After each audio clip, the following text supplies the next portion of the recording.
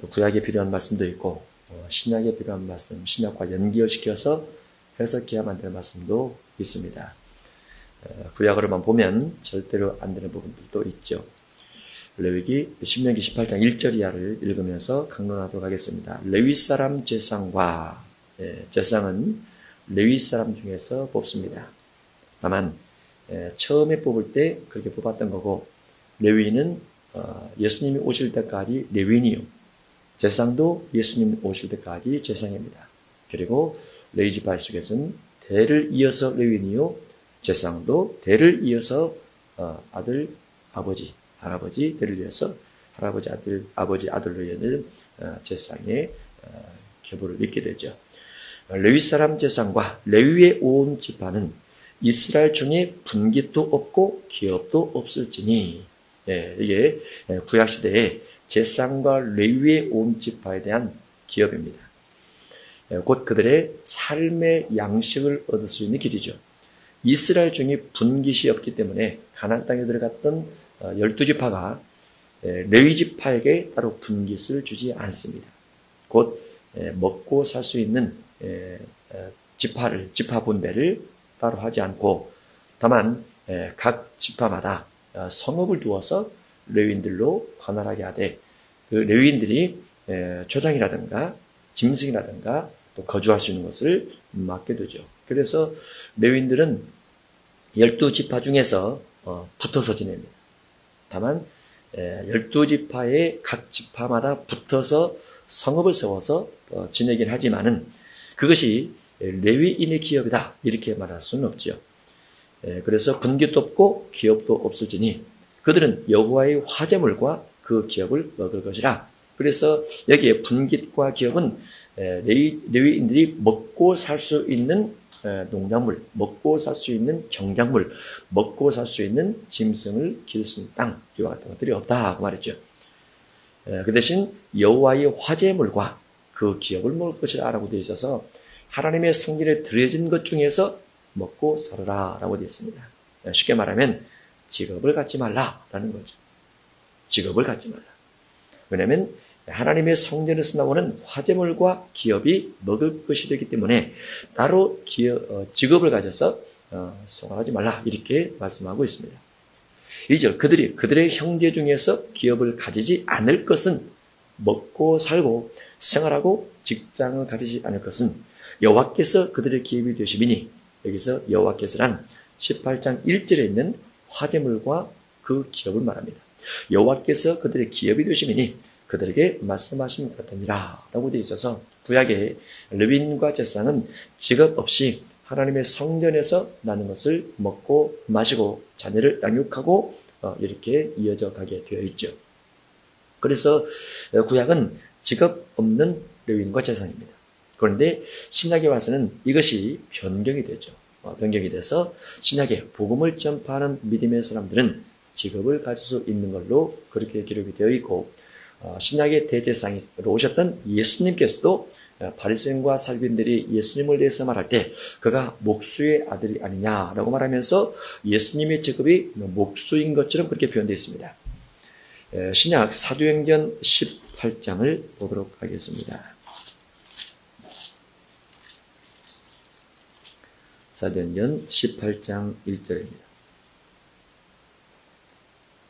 그 후에 바울이 아덴을 떠나 고린도에 이르러 아골라라 하는 본도에서 난 유대인 한 사람 만나니 글라우디오가 모든 유대인을 명하여 로마에서 떠나라 함고로 그가 그 안에 브리스길라와 함께 이달리아로부터 새로 온지라.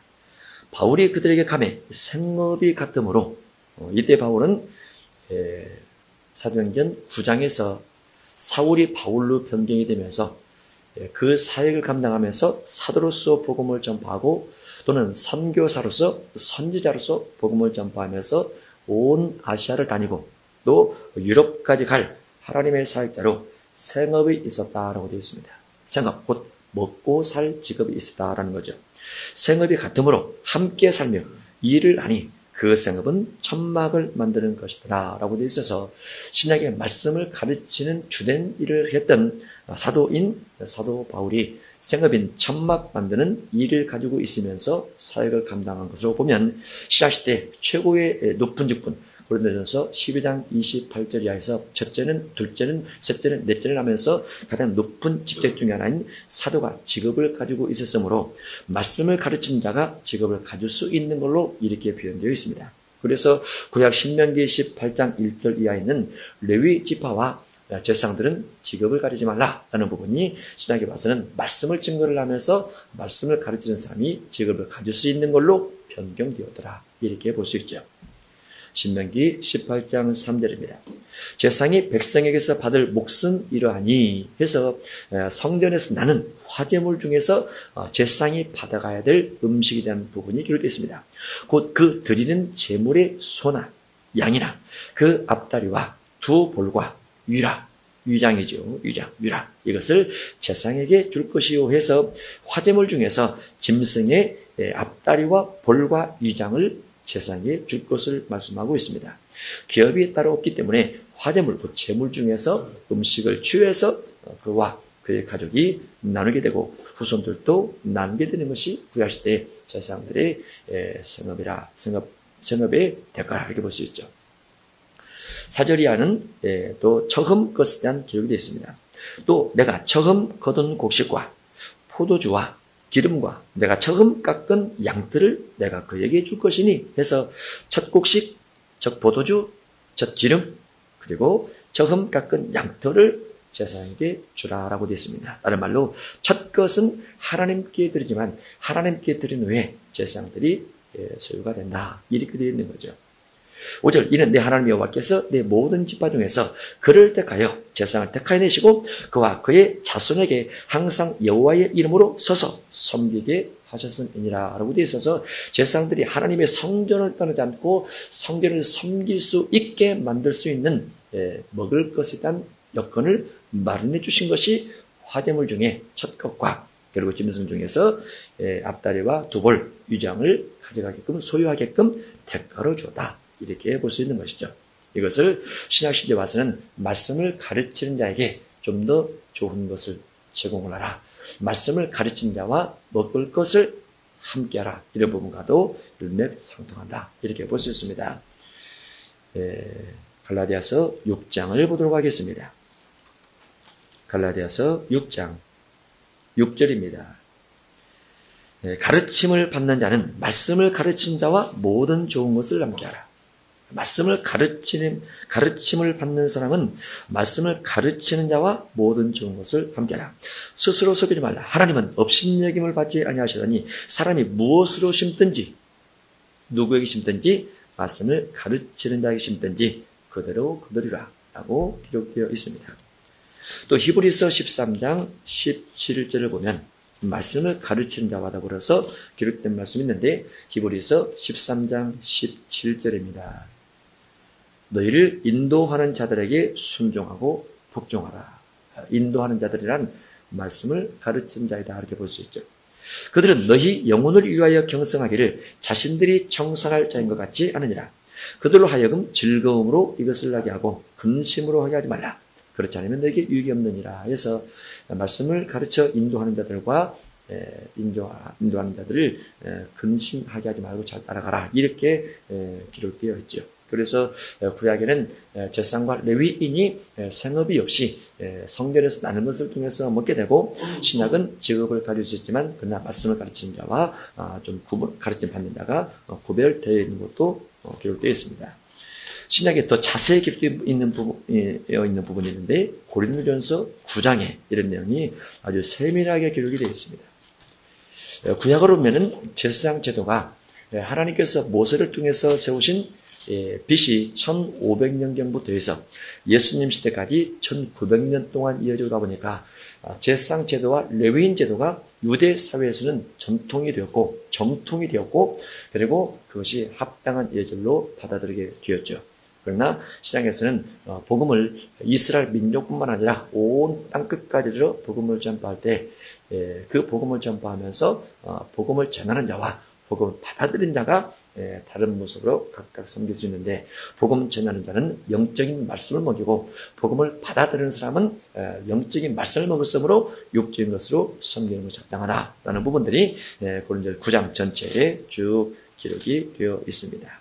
그렇지만 전체가 기록되었다 할지라도 사도 바울은 이와 같은 것을 통해서 내가 권리를 다 쓰지 아니하노라 라고 기록됐습니다.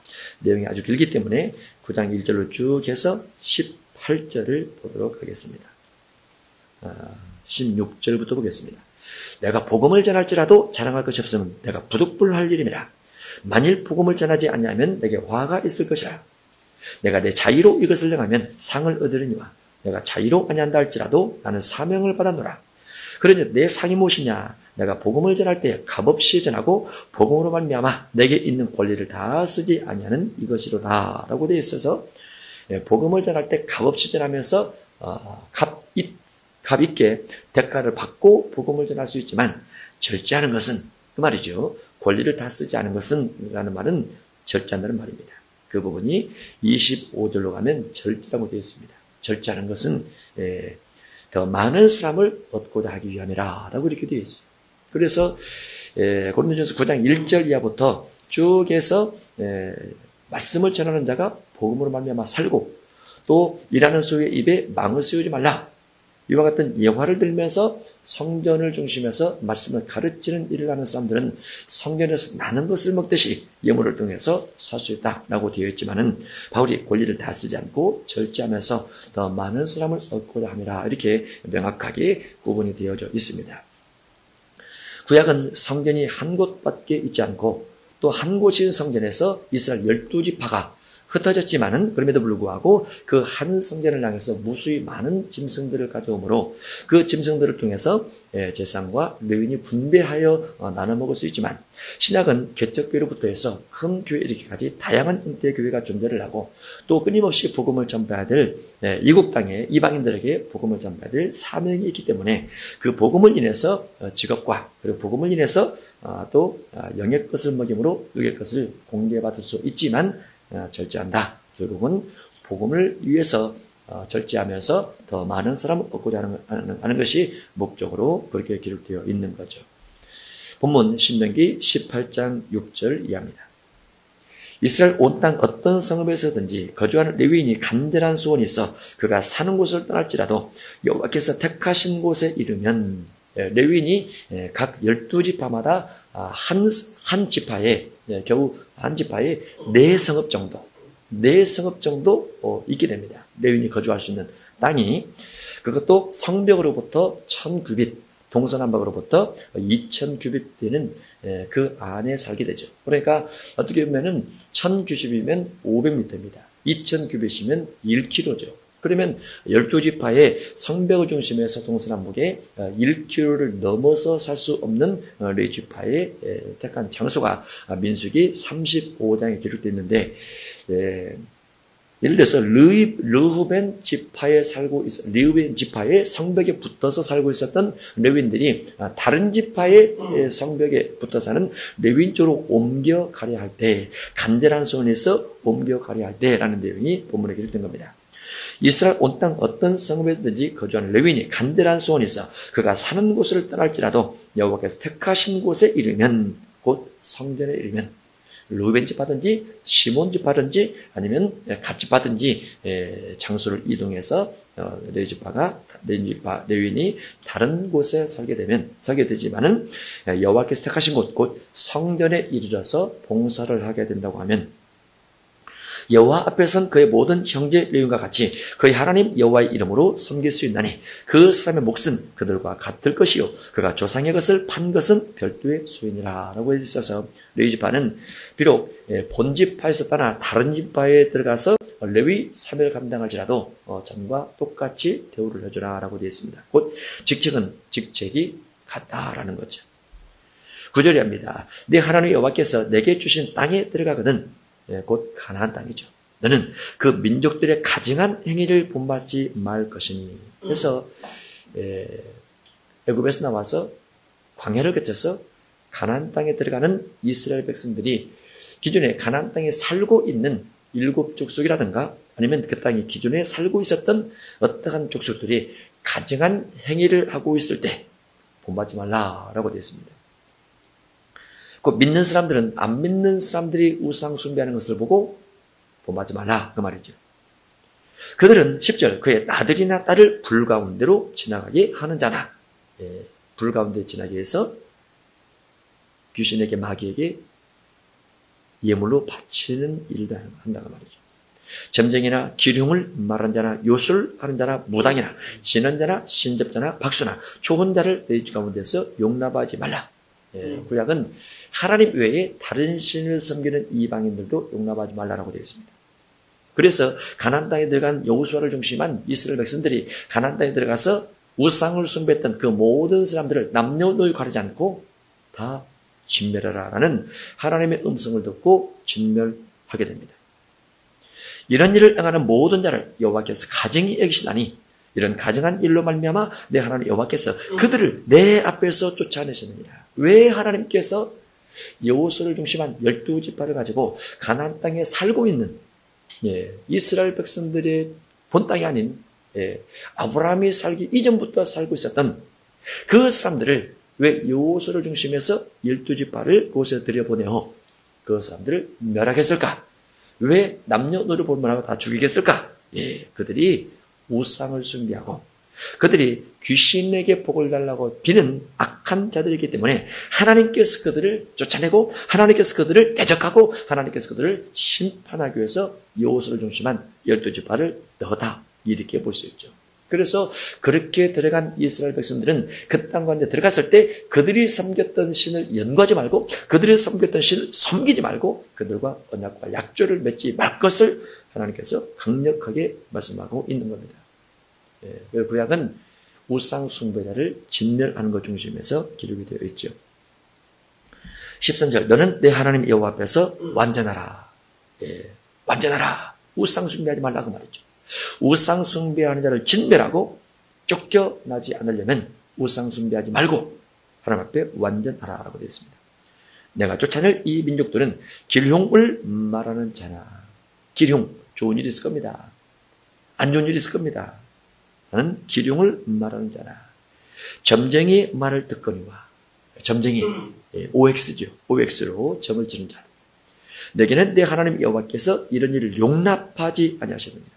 그래서 하나님께서 용납지 않기 때문에 하나님께서 들어가셔서 그들을 다 심판하고 진멸해버리죠. 그러면 이와 같은 상황이 신약시대는 어떻게 진행될 것인가 라는 거죠. 왜냐하면 복음을 전파하면은 우상 숭배자들이 아주 많이 있습니다. 물론 안 믿는 사람 가운데 우상 숭배자가 많이 있죠. 그리고 복음은 안 믿는 이방인들을 대상으로 복음을 전하다 보니까 이미 그들 가운데 수십, 수백, 수천 년 전부터 국가적으로, 지역적으로, 가정적으로 우상을 섬겨왔던 역사와 전통을 가지고 있습니다. 그러면 기독교인이 그들을 향해서 어떻게 할 것인가? 구약처럼 그들을 진멸할 것인가? 그들을 없애버릴 것인가? 그들을 죽여버릴 것인가? 라고 우리가 생각하면 안 되겠죠. 사도행전 17장을 보도록 하겠습니다. 구약과 신약의 관점이 다르죠. 다르지만은 구약처럼 진멸하진 않지만 우리가 반드시 분별해서 그와 같은 곳에 접촉이 되거나 함께 우상과 벨리알이 하나님과 우상이 일치시킨다든가 이렇게 할 수는 없는 거죠. 사도행전 17장 16절입니다. 바울이 아덴에서 그들을 기다리다가 그 성에 우상이 가득한 것을 보고 마음에 격분하여 일단 사도 바울이 우상 가득한 아덴 지역에서 어떻게 행동을 취했는가라는 것을 보고 우리가 교훈을 삼을 수 있습니다. 우상 가득한 것은 가나안 땅이 여호수아 그 12지파가 들어가기 전에 모습과 같다라고 볼 수 있죠. 우상 가득한 지역. 첫 번째, 바울은 마음에 격분이 일어났습니다. 화가 난 거죠. 우상 숭배하는 사람들에 대해서 화가 나고 우상 숭배하는 사람들과 연합한 자들을 향해서도 화가 납니다. 회당에서는 유대인과 경건한 사람들과 또 장터에서는 날마다 만나는 사람들과 변론하니 해서 대화를 시작하죠. 그 우상을 쳐 없애는 것이 아니고 그들과 대화를 시도를 합니다. 어떤 에피쿠로스와 스토아 철학자들도 바울과争論할 때 어떤 사람은 이르되 이 말쟁이가 무슨 말을 하고자 하느냐고 어떤 사람은 이르되 이방 신들을 전하는 사람인가 보다 하니 이는 바울이 예수와 부활을 전하기 때문이라. 우상을 숭배하고 있지만 그들을 향해서 바울은 예수님의 죽으심과 예수님의 부활, 예수님의 고난과 예수님의 하나님의 아들 되심과 예수님의 죽으심과 부활을 전하고 있습니다. 우상이 있는 상태에서 우상을 섬기는 사람들을 향해서 예수님과 부활을 전하고 있는 것이 사도 바울의 복음을 전한 이방신들을 섬기는 자들을 향한 차시다. 이렇게 볼 수 있죠. 격분이 일어나지 않을 수는 없겠죠. 왜냐하면 하나님 한 분만 존재하시다는 것을 명확히 알고 있고 그 하나님께서만이 신이라고 알고 있는 사람이 마치 사람의 손으로 만든 것을 신으로 섬기면서 그 신으로 섬기는 자들을 이용해서 돈벌이를 하고 종교를 만들고 철학을 만들어서 뭔가 사상을 전하는 그 같은 어리석은 자를 봤을 때 바울이 마음속에 분노가 일어나는 것은 틀림없습니다. 오늘날도 마찬가지죠. 예수 그리스도 한 분을 통한 구원이 확실한데 모든 종교의 구원이다. 이렇게 말하게 되면 분노가 끓어오르죠. 하나님 외에 여인이 신이라 말한다든가 하나님 외에 성령을 인정치 않는다든가 이와 같은 부분들도 분노가 끓어오르기는 마찬가지입니다. 그를 붙들어 아레오파고로 가며 말하기를 내가 말하는 이 새로운 가르침이 무엇인지 우리가 알 수 있겠느냐. 내가 이상한 것을 우리 귀에 들려주니 그 무슨 뜻인지 알고자 하노라니. 모든 아덴 사람과 거기서 나그네 된 외국인들이 가장 새로운 것을 말하고 듣는 것 이외에는 달리 시간을 쓰지 않으니더라. 바울이 아레오파고 가운데에 서서 말하되 아덴 사람들아 너희를 보니 범사에 종교심이 많도다. 내가 두루 다니며 너희가 유하는 것들을 보다가 알지 못하는 신에게라고 새긴 단도 보았으니 그런즉 너희가 알지 못하고 유하는 그것을 내가 너희에게 알게 하리라. 그래서 알지 못하는 신이라고 말한 신까지 있는 처절하게 모든 범신론적인 우상 숭배를 하고 있는 그들을 향해서 사도 바울은 분노하면서 강력하게 예수님과 그리고 예수님의 부활에 대해서 선포하게 되죠. 그리고 그것이 신약시대에 와서 우상 섬기는 이방 민족들에게 복음을 전할 때 우리의 자세와 같다라고 볼 수 있습니다. 그렇지만 구약 같은 경우는 하나님께서 이스라엘 민족을 택하시고 구약의 우상 숭배자들을 심판하는 도구로 여호수아와 이스라엘 12지파를 사용하셔서 그들 모두를 진멸하셨다. 이렇게 볼 수 있습니다. 그래서 구약의 우상 섬기는 자를 대하는 자세와 신약의 우상 섬기는 자를 대하는 자세가 다르다라는 것을 본문을 통해서 말씀을 드린 겁니다. 본문 신명기 18장 15절입니다. 내 하나님 여호와께서 너희 가운데 내 형제 중에서 너를 위하여 나와 같은 선지자 하나를 일으키리니 너희는 그의 말을 들을지니라. 하나님께서 모세와 같은 선지자 하나를 일으키겠다고 하시는 말씀입니다. 이것이 곧 내가 총회 날에 호렙산에서 내 하나님 여호와께 구하는 것이라.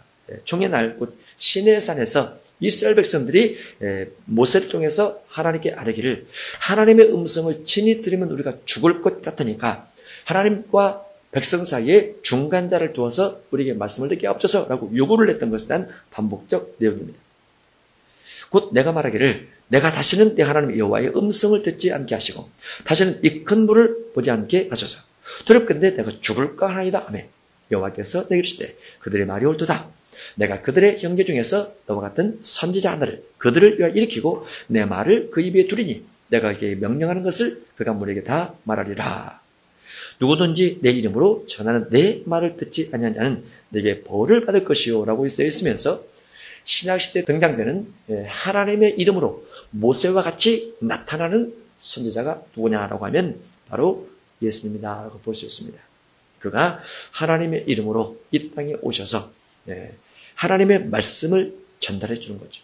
그런데 정말로 많은 사람들이 하나님의 말씀을 대언하는 예수님에 대해서 믿거나 순종하거나 따르거나 이렇게 하지 못했다는 사실이죠. 물론 예수님께서 3년 반 공생하실 기간 동안에는 그 공생하는 기간 동안에 제자들이 많은 적도 있었고 수만 명의 무리가 발에 밟힐 만큼 많이 모여진 적도 있었지만은 결국은 예수님께서 십자가 고난을 받으실 때는 다 흩어져 버리고 도망가 버리고 예수님을 따르는 무리가 없었다가 예수님께서 약속하신 성령께서 임재하시고 성령의 능력을 받은 사람 다시 모이면서 주의 복음을 전하는 무리가 되었죠. 그렇지만은 예수님 말씀에 모세와 같이 모여서 말씀에 순종하는 나는 맞지 않았다 이렇게 볼 수 있습니다. 20절 만일 어떤 선자가 내가 전하라고 명령하지 않냐 말을 제 마음대로 내 이름으로 전하든지 해서 예수님의 흉내를 내는 또는 모세의 흉내를 내는 어떤 선지자가 나올 수 있음을 말씀하고 있습니다. 그것을 우리는 성경에서 적그리스도라 이렇게 말을 하죠. 그리스도이냐 아니면 적그리스도이냐. 그리스도인 증거는 무엇이냐. 그리스도인 증거는 22절에 되어 있는 걸로 되어 있습니다. 만일 선지자가 있어 여호와의 이름으로 말한 일에 증언도 없고 성취함도 없으면 이는 여호와께서 말씀하신 것이 아니요 그 선지자가 제 마음대로 한 말이니 너는 그를 두려워하지 말라라고 해서 적그리스도는 말말하고 행함이 따르지 않고 말말하고 뒤이어서 증거가 없더라라고 되어 있습니다. 예수님은 말을 중심하되 말에 따른 증언과 성취함이 확실하게 있었는데 예수님께서 행하신 모든 질병 치유 사역과 예수님께서 행하신 귀신 축사 사역과 자연계를 잠잠케 만들었고 죽은 자를 살리시며 예수님 친히 하신 말씀처럼 죽음 가운데서 사흘 만에 부활하셨던 이와 같은 증거들도 예수님께서 모세와 같은 선지자 중에 하나라는 것을 명확하게 증거하는 일들이라고 볼 수 있습니다. 그리고 그와 같은 증거가 명확할 때 그리스도라고 되어 있는 부분이 요한복음 20장 30절 31절 이하에 기록되어 있죠. 그러나 그리스도가 아닐 경우는 말한 일의 증언도 없고 성취함도 없기 때문에 주님께서 그와 같은 자를 두려워하지 말라라고 말씀하시면서 그를 진멸할 것을 말씀하고 있습니다. 20절입니다. 만일 어떤 선자가 내가 전하라고 명령하지 않냐 말을 제 마음대로 내 이름으로 전하든지 다른 신들의 이름으로 말하면 그 선자는 죽임을 당하리라 하셨느니라. 내가 마음속으로 이르기를 그 말이 여호와께서 이르신 말씀인지 우리가 어떻게 알리요 하리라. 만일 선지자가 있어 여호와의 이름으로 말한 일에 증언도 없고 성취함도 없으면 너는 여호와께서 말씀하신 것이 아니요 그 선자가 제 마음대로 한 말이니 너는 그를 두려워 말라. 그를 죽이라. 이렇게 기록되어 있는 거죠. 신명기 19장에서 중요한 것은 제사장과 레위는 구약에는 기업이 없고 신약에는 기업이 있을 수 있다라는 한 부분이 중요하고요.